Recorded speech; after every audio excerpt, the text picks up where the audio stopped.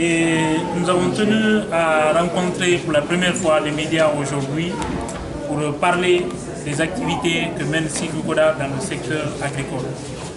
Parce que nous, on est sur une approche un peu particulière dans la façon de mener nos activités, qui est de dématérialiser et de collecter, analyser les données dans le secteur agricole, en tout cas sur des activités notamment de prestations agricoles que nous menons.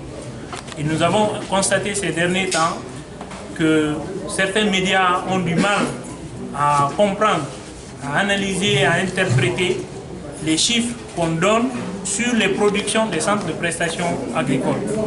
Donc on a souhaité alors organiser cette rencontre pour discuter avec les médias sur la façon dont on collecte les informations, sur la façon dont on les analyse et la façon dont on met à disposition du public pour qu'on puisse les sensibiliser à la meilleure façon d'interpréter le chiffre, à la bonne compréhension de nos chiffres.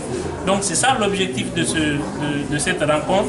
Et en deuxième point, nous souhaiterons avoir une bonne collaboration avec tous les médias ici présents et ceux qui n'ont pas pu venir pour que nous puissions faire de l'information produite par Sigikoda une information qui puisse permettre aux producteurs qui n'ont pas, les petits producteurs notamment, qui sont nos principaux cibles de nos activités, ils puissent comprendre en détail les activités qu'on leur mène et comment est-ce que vous aussi, vous les journalistes, vous puissiez vous servir des informations qu'on produit pour nous critiquer de façon positive, de manière à nous amener, à nous intéresser à des choses auxquelles on ne s'intéresse pas forcément, à produire des données sur nos activités, des données qu'on ne produit pas, parce que simplement nous on n'en a pas besoin, mais si vous les journalistes ça vous intéresse, bien évidemment, on peut voir dans la meilleure des situations comment on peut produire ces informations.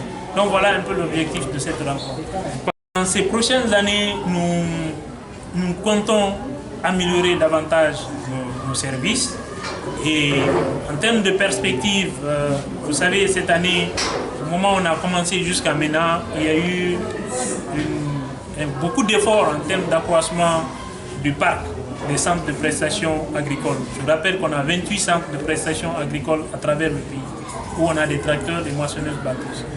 Et ce challenge, depuis qu'on a commencé, et on est à un niveau très satisfaisant par rapport à l'augmentation, à l'importance de notre parc. On a beaucoup de machines, de tracteurs, de moissonneuses batteuses. Mais les défis auxquels nous sommes maintenant confrontés, c'est la formation. D'abord la formation des conducteurs, la formation des différents intervenants dans nos centres de prestations agricoles. Aujourd'hui, on a plusieurs types de machines, de marques différentes dans les centres de prestations agricoles et on est avec des mécaniciens ou bien des conducteurs qui ne sont pas bien formés, soit pour entretenir ou bien conduire ces engins-là. Donc, pour nous, le défi maintenant, c'est d'encourager d'abord les jeunes qui sont intéressés par le secteur agricole, pour savoir, pour qu'ils puissent vraiment s'investir dans le secteur de la mécanisation. Nous, on en a besoin.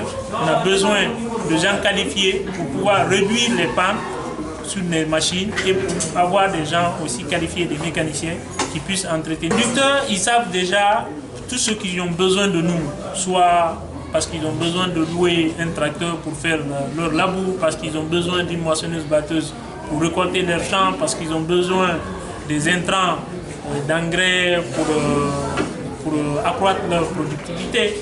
Ils savent déjà que Sigikoda est là pour eux. Ceux-là aussi qui ont besoin des outillages agricoles que nous mettons également à disposition à crédit. Et ces crédits-là peuvent être remboursés soit en numéraire ou bien en nature. Et on est en train de travailler sur le volet transformation, le volet activité de transformation à partir de cette année. Et probablement, comme je le disais tout à l'heure, ça pourrait faire l'objet d'une autre rencontre où on va vous montrer ce qu'on est en train de faire avec les différentes rizeries qui sont désormais à notre disposition, où on a commencé à transformer le riz avec la marque riz de Guinée que vous allez voir probablement dans les marchés dans les prochaines semaines.